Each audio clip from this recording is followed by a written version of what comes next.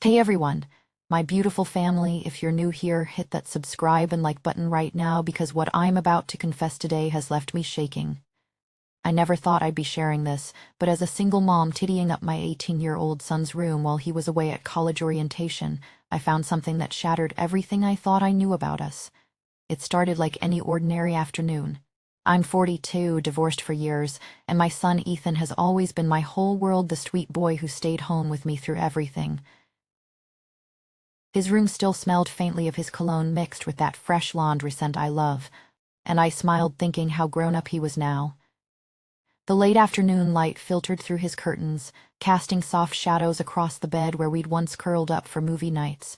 I breathed it in slowly, that familiar warmth wrapping around me like an old blanket. As I began folding his clothes, my hand brushed against the soft texture of his favorite hoodie, the one he wore the night we stayed up late watching movies, his shoulder warm against mine on the couch. A small spark of something unfamiliar hit me, and I quickly pushed it away, telling myself, "He's your son. Stop it." My fingers lingered just a second too long on the fabric, feeling the faint trace of his body heat still clinging there. Or maybe it was only my imagination. The room felt suddenly smaller, the air thicker.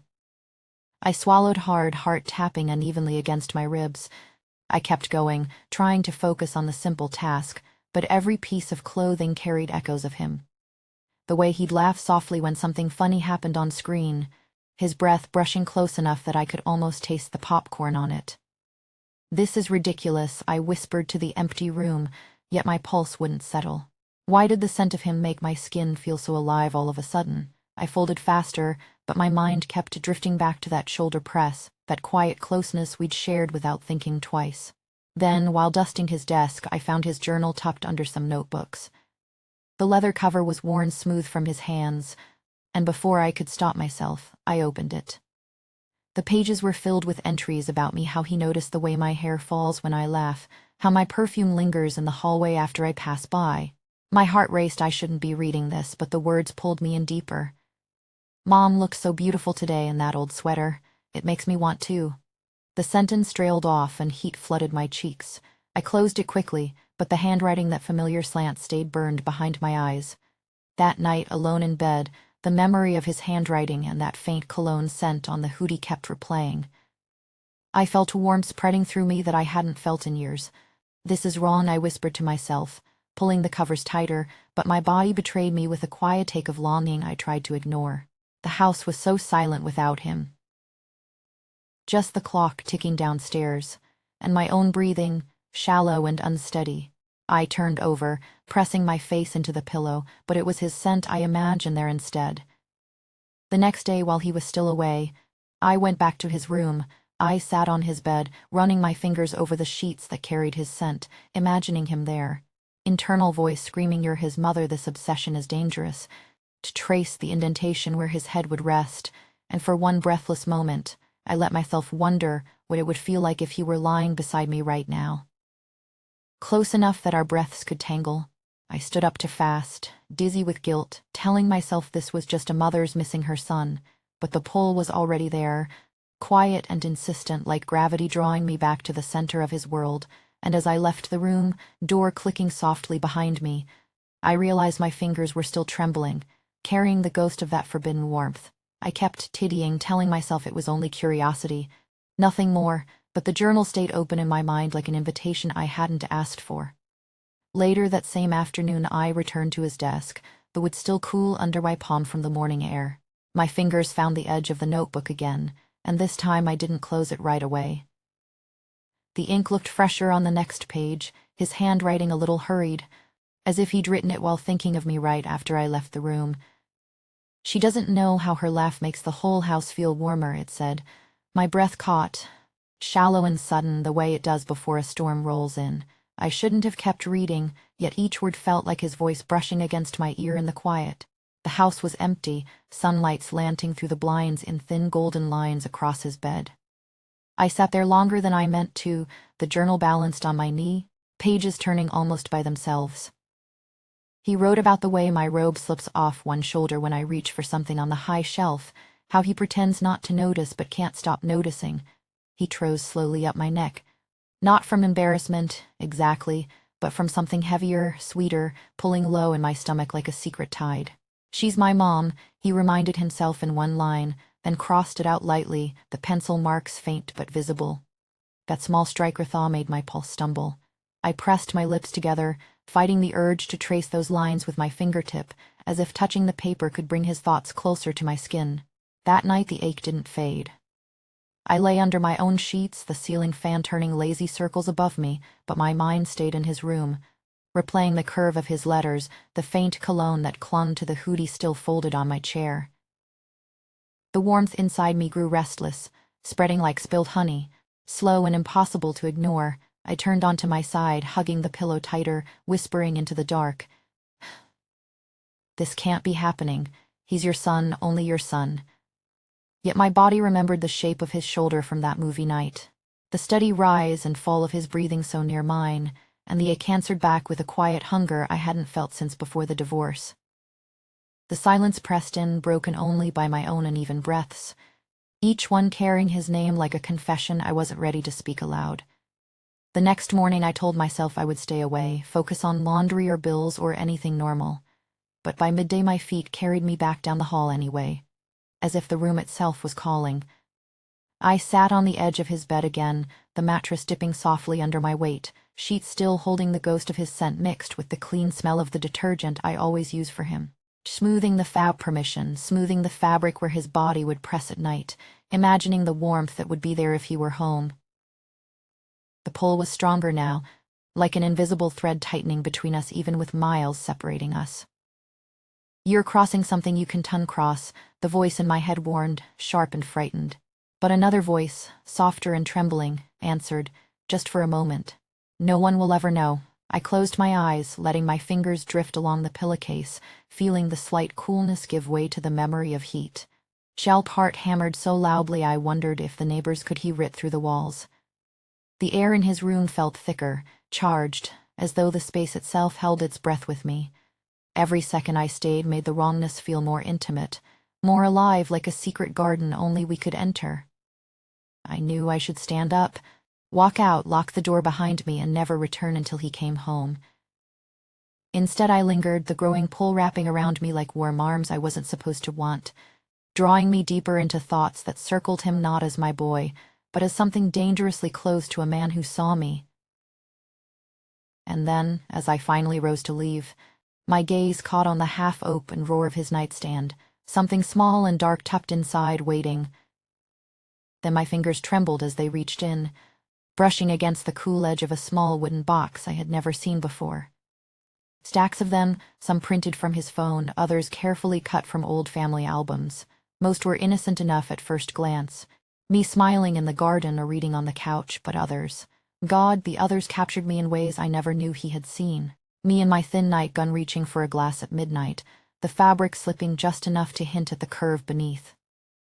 Me bending over in the kitchen to pick up a dropped spoon, the angle so private it made my cheeks burn hot. Shook as I held one closer, the paper warm from being touched often, and instead of closing the box in horror, I slipped the softest one into my pocket, the edges pressing against my thigh like a secret promise I couldn't return. The guilt crashed over me in waves, heavy and drowning, yet underneath it something electric flickered to life, a forbidden thrill that made my breath catch sharp in my throat. He had been watching me like that, storing these moments when I thought I was alone, and the thought of his eyes on those images sent a slow heat blooming across my skin, pulling low and insistent. "This is your son," the voice inside me screamed, raw and desperate. "Your boy who once fell asleep on your lap during thunderstorms." But another part, quieter and trembling with need, whispered back that he wasn't just my boy anymore. He was seeing me as a woman, and that realization wrapped around my heart like warm gravity I couldn't fight. When Ethan finally came home that weekend, the house felt different. Smaller somehow, the air thick with everything unsaid. I set the table for dinner with hands that still remembered the weight of those photos in my pocket, and when he walked in, taller than I remembered, his eyes found chance the room and lingered a beat too long. We ate in near silence at first, the clink of forks loud against the pounding in my ears, but then our fingers brushed while passing the salt shaker, just skin against skin for a fraction of a second, yet it sent sparks racing up my arm, stealing the air from my lungs. I smiled like nothing had changed, murmuring something ordinary about his orientation week. But inside I was replaying every stolen image, the line between mother and something dangerously more already blurring soft at the edges. He laughed at a small joke I made, low and warm, and the sound settled deep in my chest, making the ache from those lonely nights flare brighter. I caught him glancing at the neckline of my blouse when he thought I wasn't looking, and instead of pulling my cardigan tighter, I let it slip just a little, pretending it was the heat in the room. The secrets between us like an invisible thread, tugging gently with every shared glance, every accidental proximity. This could ruin everything we have. My mind warned in the quiet moments, sharp with fear of the mother I was supposed to be, but the pull felt too intimate now, too alive, turning our ordinary evenings into something charged and breathless. Over the next few days the hidden rhythm settled in like a dangerous habit. I started wearing the exact perfume he had written about in his journal, the one that made the hallway smell like soft vanilla and warmth, and I'd notice how his steps slowed when he passed my door at night. Sometimes I left it cracked open just enough for the lamplight to spill out, not on purpose, or maybe it was. Each time our eyes met across the kitchen or living room, a small current passed between us, quiet and trembling, normalizing the unspeakable in tiny increments. I'd catch him watching while I folded laundry, his gaze tracing the way my hair fell against my shoulder, and the guilt would twist sharp in my stomach, whispering that this was wrong, that I was his mother and this craving was a betrayal too deep to name. Yet the thrill of it, the way those little moments made the house feel warmer, more connected, pulled me back every time, like we were learning a private language no one else could hear. One evening we tittied the living room together after dinner, the radio playing low in the background, and he stepped behind me to reach for a book on the high shelf. His arms came around me from behind, strong and steady, holding longer than any casual hug should, his chest brushing my back with a heat that seeped through my thin sweater. His breath ghosted warm against the side of my neck, slow and uneven, carrying the faint trace of his cologne that always made my thoughts scatter. I froze, every nerve alive and singing, the proximity so close I could feel the steady beat of his heart echoing mine. Just this once, I told myself in a silent plea, voice cracking inside as I leaned back the smallest fraction, letting the warmth of him press closer for one trembling heartbeat before the fear rushed in again. No one has to know how good this feels, how the ache inside me answered with a hunger that refused to stay buried. The pull between us tightened like an invisible storm gathering, and I wondered how much longer we could pretend this was still innocent. The evening air felt heavier after that hug, like the room itself was holding its breath with us. I moved through the next days in a haze, my hands busy with ordinary things while my mind kept circling back to the solid warmth of his arms. The way his breath had brushed my skin and left it tingling long after he stepped away. We were tittying his room together one quiet afternoon, sunlight slanting through the blinds in soft golden lines. He reached past me for a stack of folded shirts on the shelf, his body so close I could feel the heat radiating from him through his t-shirt. My shoulder grazed his chest for a heartbeat, and I didn't shift away. Instead I stayed there, letting the nearness settle like a secret between us, my pulse quickening until I almost forgot how to breathe normally. "This is dangerous," the voice in my head whispered, sharp with the old fear of losing the only family I had left. But another part of me, the one that had been lonely for years, leaned into the gravity pulling us closer, craving the way his presence made the empty spaces inside me feel full again. Later that night I lay awake, his scent still clinging faintly to my clothes from that brief contact, a quiet reminder that refused to fade. The house was silent except for the distant hum of the fridge, yet every creak of the floorboards made me wonder if he was awake too, thinking the same forbidden thoughts. I pressed my palm against my chest, feeling the unsteady rhythm there, torn between the mother who had raised him with all her heart and the woman awakening to something deeper, more consuming. Morning came too soon. We shared coffee at the kitchen table, the steam rising between us like a veil we both pretended not to see. His fingers hovered near mine when he passed the mug, close enough that the warmth of his skin brushed the air above my hand. I looked up and caught his eyes holding me a second too long, dark with something unspoken. My throat tightened. "We can't keep doing this," I thought, the words forming like a prayer I didn't really mean.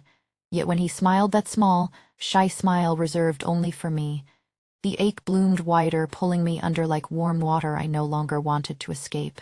By the weekend, the tension had woven itself into the fabric of our days, making even simple moments feel electric and fragile.